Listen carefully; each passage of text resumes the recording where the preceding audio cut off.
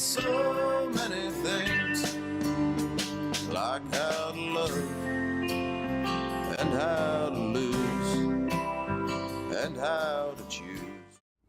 Well, hello everybody, this is Linda Carbonell from Walking Through Life TV show. Today I have some special guests, and working with Mary Adams on Life School 101, my co-host, we are going to be doing a series about cancer and you know, treatments and different things that you can do. So that brings us back forward to today. Mary's not able to be here because she's having internet problems.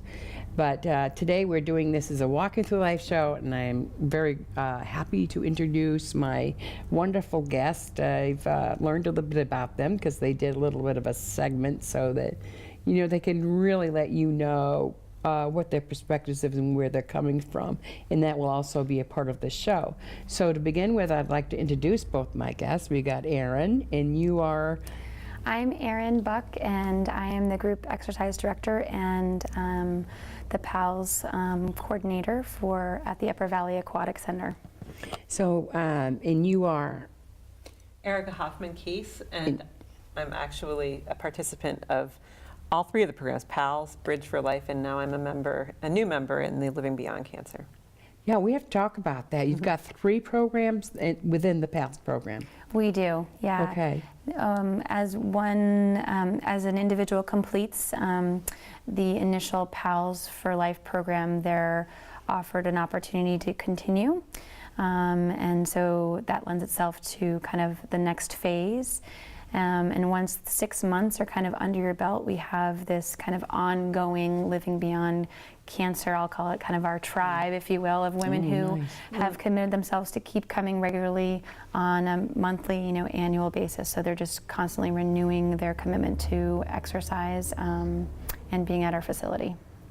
And if I can ask you, what have you found that's most beneficial for you for going there and having the exercise? And being amongst other people and having Erin specifically as a personal. Well, I'd have to say that one of the great things about having these 3 programs is that Erin provides different kinds of support at each level. And in the first, the PALS program, the first one that's your introduction to basically this exercising after treatment or during treatment in some cases, is really you're trying to get back in touch with your body after having gone through this experience. And it depends on your specific diagnosis and your specific treatment plan, how dramatically your body has been affected. But it messes with you, and you aren't used to how you feel after exercising. So at least in my case, I kind of stopped doing a lot of things because I felt like maybe I was hurting myself. And so over the course of the years, I definitely felt that my fitness in terms of my body, if you were to split it in half, was being altered. And so for that first PALS program, having Erin's expertise and your background in this specific protocol was huge, because then I knew that what hurt was hurting because I hadn't been using those muscles. Or Right, it wasn't that you were hurting yourself. Exactly. And that's so valuable to somebody, you know, to know that, because, I know myself that cancer is a very scary word. I had cervical cancer. So you do feel, or I felt at the time anyway, that you don't want to do this, you don't want to do that, and all of that. So it must be encouraging when you're able to have an instructor like Erin. And Erin, I imagine, I've known you for a little bit, talked to you and stuff. You're very supportive, and you understand a lot, and you answer a lot of questions that people have, specifically. You're very open and honest about that. And what I loved back then too is being able to see the actual footage of what you did, and it just, to me, it touched my heart, because cancer's close, and people need to feel comfortable, and I think that is something that you have that speak to people. And I'd like to say that's probably your first gift, is, like you said, this is my baby, this is where I want to serve others, this is my gift that I want to give to you. And that's awesome, and you're so passionate about it in the whole program. And it's like I was talking to Mary Adams, And this is one of her passions too, is she wants to be able to understand how we can be more helpful. And you got the personal trainer, you got somebody that's the person that's coming here to Walking Through Life to talk about their program and participating in the program. And this is so important, you know, and I think that people will get a lot out of it, you know. And I don't know if it's okay with you, but I'd like to invite people to maybe look up your website. Do you have something on your website that they can find out more about We have a PALS? whole, in our menus, you can find a whole PALS menu, and it will share kind of the breakdown of our program, Oh, nice. what our kind of general, so we generally meet twice a week for 60 to 90 minutes, and generally the commitment is a 12-week commitment for the participant, but it talks all about kind of what that what our membership includes, as well as just information about previous participants, testimonials, some video footage of us actually doing some of the protocol, so people can kind of say, I'm not sure I can do it, and you know, they get a sense of what it might be like to actually be there at UVAC, and kind of come with, you know, just to come and be a part of that. So absolutely, website's a great place, but they can also resource me directly. I'd be happy to speak with them one-on-one or have them come and actually see what goes on for Do themselves. you want to give the website and maybe your information too? Sure. So www.uvacswim.org is where they would get that. That'd be great.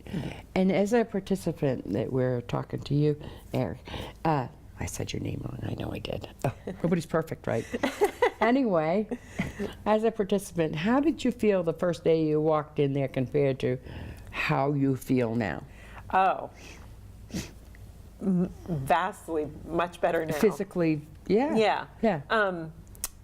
It just, there's the physical part where you're stronger. Yeah. Your muscles are more, you're just more muscular. You can do more without getting tired and hurting. And I think psychologically that then kind of prepares you for dealing with, once you get on the cancer treadmill, you know, you're kind of you're on a track, and even after you come through treatment and recovery and the years have gone by, you're still on that track. And I think that having gone through this experience and committing to continuing to participate, it gives you a whole different level of strength to deal with those things. And I think that part of it is the other women that you're going through it with. I mean, we lost somebody that was in the first session with us, and that was, you're mindful. Yeah. And I think that mindfulness can be very, very supportive in terms of how you approach life overall, in addition to how you approach exercising. Yeah, so it must be cool to work with other people exercising, and then still on a personal level by Erin knowing exactly what you may need in addition to what everybody else is doing. Yeah. Well, one of the great things about this particular program is that it comes with the membership to UVAC. And you're encouraged to utilize other facilities and everything in that facility. And so I take some of Erin's other classes, and so she's like, hey, how are you feeling after yesterday? I think you might want to lay off on this one, or you're not working hard enough. You need to try it this way. You should be able to do 5 more. And that's been great, because then you feel like you're no longer just a part of this program within UVAC. You are able to participate in more of the other activities that they offer. And speaking of that, I'd like to turn the audience and say, check this out. This is their story, more what they're talking about, and then we'll come right back and say goodbye. All right. So what we were talking about was how it felt when we first came into that room, because it was a big group, and that you had a lot of people that were at different places along the way of the spectrum of diagnosis to treatment to recovery. And that was actually a concern that I had after that first meeting, was like, I don't know if I'm ready to confront, you know, where I might be going down the road. Yep. But then I decided that it was probably a good support structure to provide support in the regardless of where you end up on that whole spectrum. And so I can see how it would have been really hard for some people. And I guess for me, looking back at the course of the history that we've been doing this program in the Upper Valley, which is we're going into our 6th year, which is very exciting, is that the groups, however they come to be, that's kind of one of the best points, is that we have the wisdom, the opportunity for people to share their experiences on all different levels. And it's been really kind of, it's wonderful to see all these friendships and these relationships being made along the way. I think that's one of the strong points of the program for sure. Yeah. But clearly it can be also a disadvantage, as we know. Yeah. There's definitely a dividing line in the groups between people who have finished treatment, or perhaps like in my case where I've been out of treatment for quite some time, but still was feeling the effects of how treatment changed my body, and now how I related to exercise, and not being quite sure what was okay and what was not okay. And I remember other members of the group just being scared. It's like, it feels different. You're not used to how your body responds, so you feel like, well, maybe I'm hurting myself and I don't even know it. So it was nice to have the professional and trained perspective of you coming in and saying, okay, if it feels like this, then you should stop. But if it feels like this, then that just means that you can continue trying. Maybe we'll knock back the number of reps or knock back the amount of weight. And that was really helpful. Because some of it did hurt, but that was because I hadn't been doing anything for 5 years. Yeah, it's.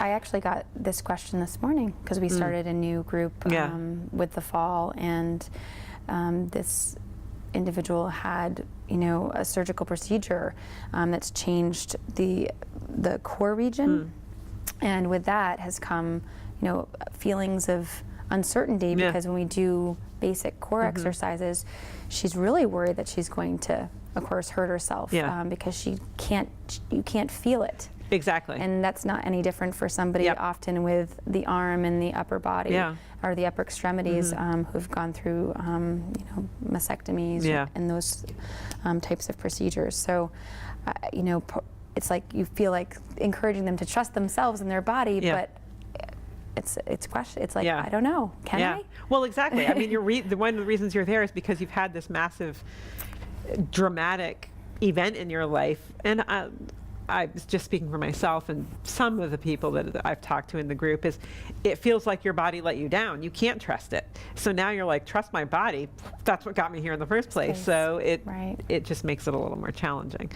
But that's a whole different part of the program that maybe isn't even captured so much sometimes in the quantitative evidence. Is the qualitative stuff, is like, how does your relationship with your body change as you do learn to trust it, even though that it feels differently now. And I think of some of our group mates that talk about empowering. It's like, whoa, I couldn't lift 3 pounds when I came here, and look, at the end of the 12 weeks, that was just the end of the PALS session, how it made you feel, not only being able to do the reps and do the exercises, but that your body didn't hurt, and you knew that you were doing something that was good for you. I think that's one of the great aspects of the program as well, is that the protocol that was created, there was over, almost 300 participants in that initial protocol. And so it really was helpful to kind of, it's fine tuning. And so we know that when we work with individuals here in New Hampshire, Vermont, when we embrace those same principles of the weight starting off low and being very slow and graduated about, moving people to the next week, that the outcomes have been pretty great. Where they end up, that new level of fitness that they attain is clearly, it's remarkable often. I think people, they are so uncertain of what they're going to be able to achieve, and then they've achieved this kind of. It's a big marker, I think.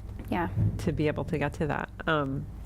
And I thought one of the things that I really liked about the PALS, the first PALS for Life program, was the component you had specifically targeting, and I can't remember the lady's name who came in and talked to us about Lymphedema. Lymphedema.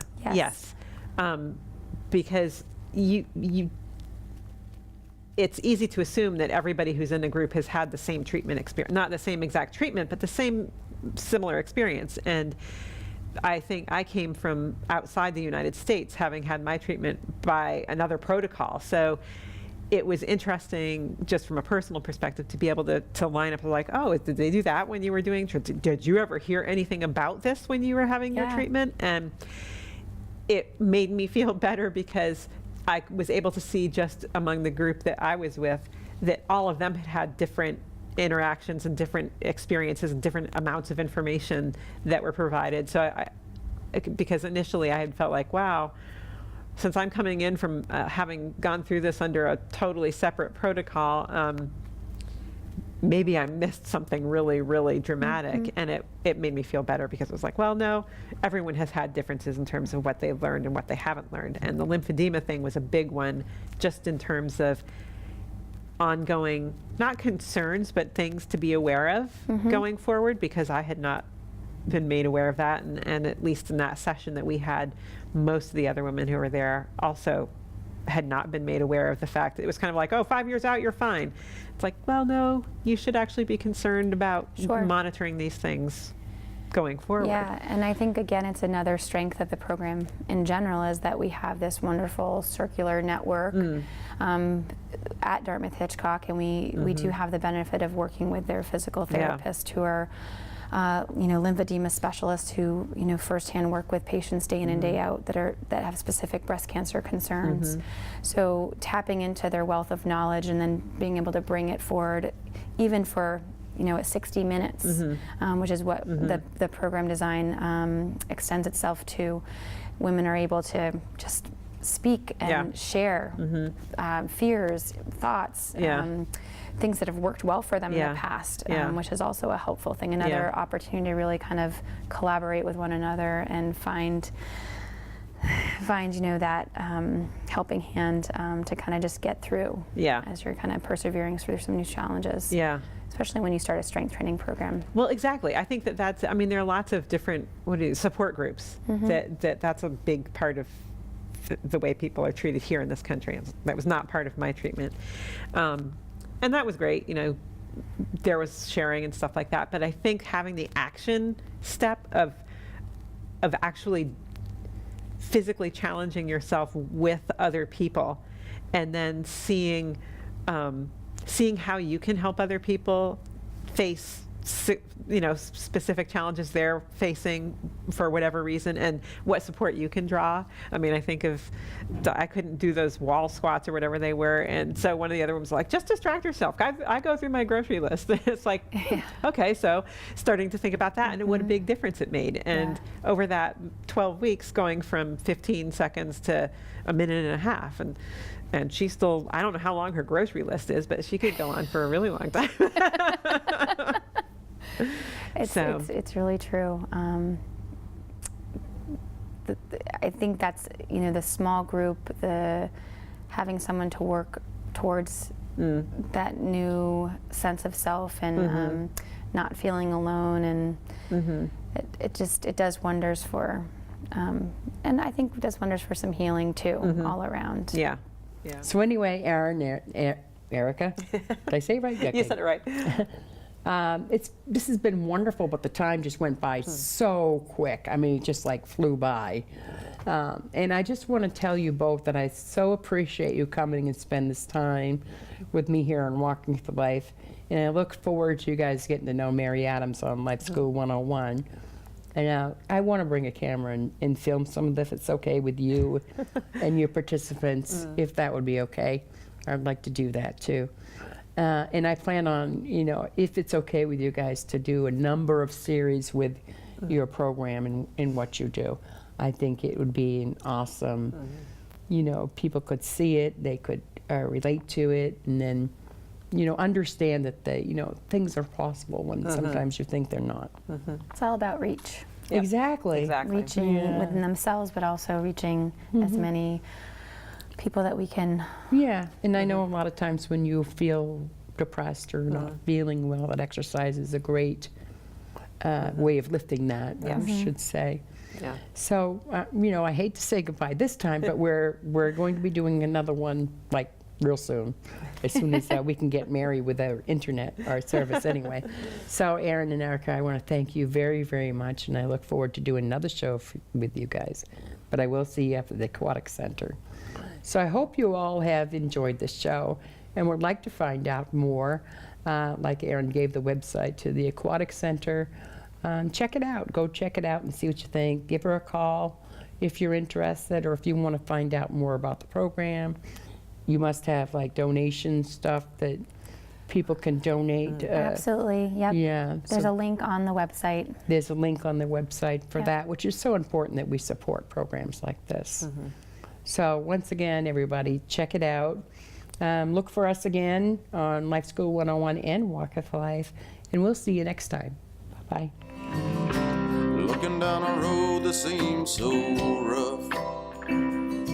But if you ask me, I would tell you that I still ain't had enough. Walking through this life of mine, well, it's teaching me so many things, like how to love and how to lose and how to choose. Walking through this life.